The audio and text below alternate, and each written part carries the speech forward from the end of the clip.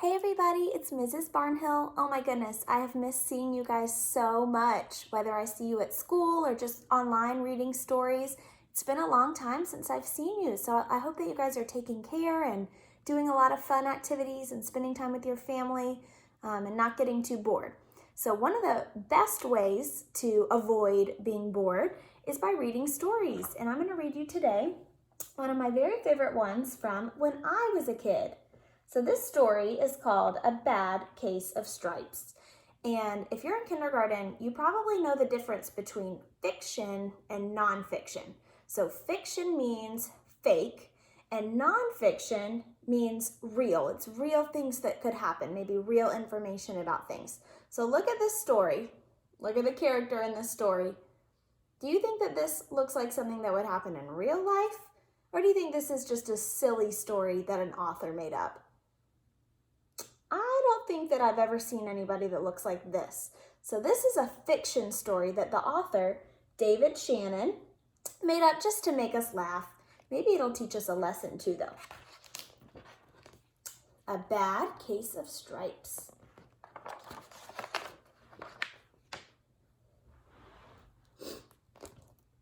Camilla Cream loved lima beans, but she never ate them.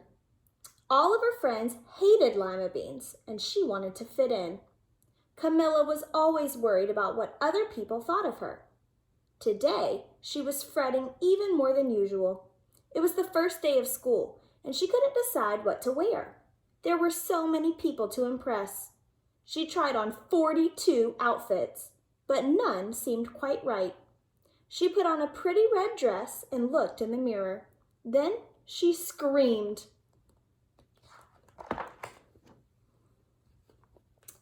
Her mother, let's turn it this way a little bit. Her mother ran into the room and she screamed too. "Oh my heavens," she cried. "You are completely covered with stripes." This was certainly true. Camilla was striped from head to toe. She looked like a rainbow. Mrs. Cream felt Camilla's forehead. "Do you feel all right?" she asked. "I feel fine," Camilla answered. "But just look at me." "You get back in bed this instant," her mother ordered. "You are not going to school today." Camilla was relieved. She didn't want to miss the first day of school, but she was afraid of what the other kids would say, and she had no idea what to wear with those crazy stripes.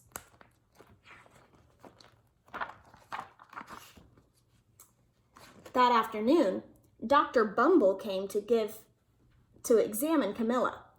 "Most extraordinary," he exclaimed. "I've never seen anything like it.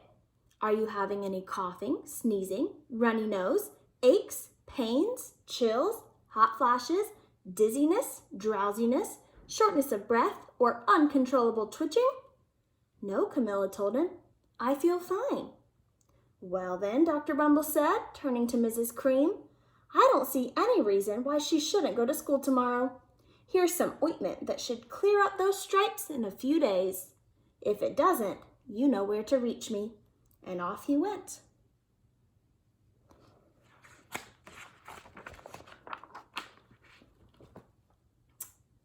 The next day was a disaster. Everyone at school laughed at Camilla. They called her Camilla Crayon and Night of the Living Lollipop. She tried her best to act as if everything were normal, but when the class said the Pledge of Allegiance, her stripes turned red, white, and blue, and she broke out in stars. The other kids thought this was great. One yelled out, "Let's see some purple polka dots." Sure enough, Camilla turned all purple polka dotty. Someone else shouted, "Checkerboard!" and a pattern of squares covered her skin. Soon everyone was calling out different shapes and colors, and poor Camilla was changing faster than you can change channels on a TV. That night, Mr. Harms, the school principal, called. "I'm sorry, Mrs. Cream," he said. "I'm going to have to ask you to keep Camilla home from school. She's just too much of a distraction, and I've been getting calls from the other parents. They're afraid those stripes might be contagious." Camilla was so embarrassed. She couldn't believe that 2 days ago everyone liked her. Now nobody wanted to be in the same room with her. Her father tried to make her feel better. "Is there anything I can get you, sweetheart?" he asked. "No, thank you," sighed Camilla. What she really wanted was a nice plate of lima beans, but she had been laughed at enough for one day.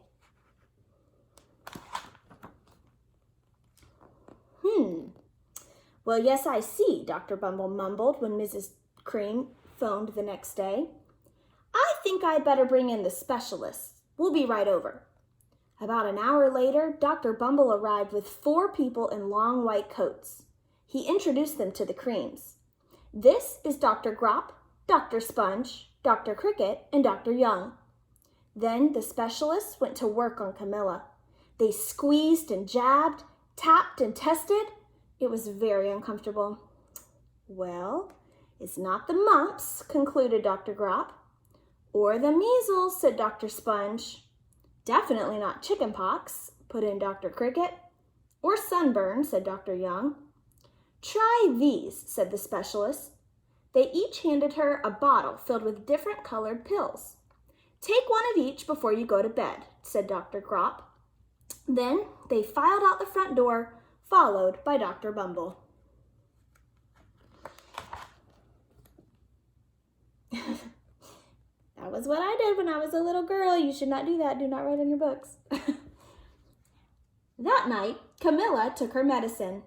It was awful. When she woke up the next morning, she did feel different. But when she got dressed, her clothes didn't fit right.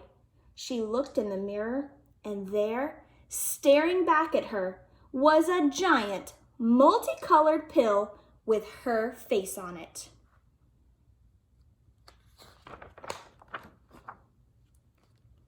Dr. Bumble rushed over as soon as Mrs. Cream called. But this time, instead of the specialists, he brought the experts. Dr. Gourd and Mr. Mellon were the finest scientific minds in the land. Once again, Camilla was poked and prodded, looked at and listened to. The experts wrote down lots of numbers. Then they huddled together and whispered. Dr. Gourd finally spoke. "It might be a virus," he announced with authority. Suddenly, fuzzy little virus balls appeared all over Camilla. "Or possibly some form of bacteria," said Mr. Mellon.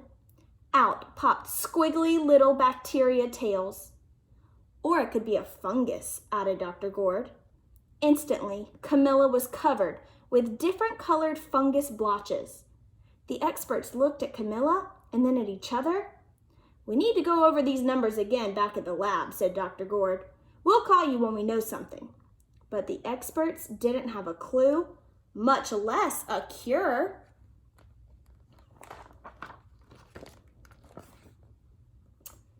By now, the TV news had found out about Camilla. Reporters from every channel were outside her house telling the story of the bizarre case of the incredible changing kid. Soon, a huge crowd was camped out on the front lawn. The Creams were swamped with all kinds of remedies from psychologists, allergists, herbalists, nutritionists, psychics, an old medicine man, a guru, and even a veterinarian. Each so-called cure only added to poor Camilla's strange appearance until it was hard to even recognize her. She sprouted roots and berries and crystals and feathers and a long furry tail, but nothing worked. One day, a woman who called herself an environmental therapist claimed she could cure Camilla. "Close your eyes," she said. "Breathe deeply and become one with your room." "I wish you hadn't said that," Camilla groaned. Slowly, she started to melt into the walls of her room. Her bed became her mouth. Her nose was her dresser. And 2 paintings were her eyes. The therapist screamed and ran from the house. "What are we going to do?" cried Mrs. Cream. "It just keeps getting worse and worse." She began to sob. At that moment, Mr. Cream heard a quiet little knock at the door. He opened it, and there stood an old woman who was just as plump and sweet as a strawberry. "Excuse me," she said brightly, "but I think I can help." She went into Camilla's room and looked around. "My goodness," she said with a shake of her head. "What we have here is a bad case of stripes. One of the worst I've ever seen." She pulled a container of small green beans from her bag. "Here," she said, "these might do the trick." "Are those magic beans?" asked Mrs. Cream. "Oh my, no," replied the kind old woman. "There's no such thing. These are just plain old lima beans. I'd bet you'd like some, wouldn't you?" she asked Camilla. Camilla wanted a big, heaping plateful of lima beans more than just about anything, but she was still afraid to admit it. "Yuck," she said. "No one likes lima beans, especially me." "Oh dear," said the old woman sadly. "I guess I was wrong about you." She put the beans back in her bag and started toward the door. Camilla watched the old woman walk away. Those beans would taste so good, and being laughed at for eating them was nothing compared to what she'd been going through. She finally couldn't stand it. "Wait," she cried. "The truth is, I really love lima beans." "I thought so," the old woman said with a smile. She took a handful of beans and popped them into Camilla's mouth.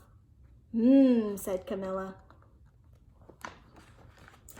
Suddenly, the branches, feathers, and squiggly tails began to disappear. Then the whole room swirled around. When it stopped, there stood Camilla, and everything was back to normal. "I'm cured!" she shouted. "Yes," said the old woman. "I knew the real you was in there somewhere." She patted Camilla on the head. Then she went outside and vanished into the crowd. Afterward, Camilla wasn't quite the same. Some of the kids at school said she was weird, but she didn't care a bit. She ate all of the lima beans she wanted, and she never even had a touch of stripes again. The end. So I love the story, A Bad Case of Stripes, and I love the message that it tells us about not caring what other people think about us. You have to love the things that you love, and it's okay to not like things, but don't not like them because other people don't like them. You have to like and dislike things based on you and who you are. So I have really missed seeing you guys at school. If you want to send me a message or a letter and tell me what you've been up to, I would love to hear from you. Bye. See you later.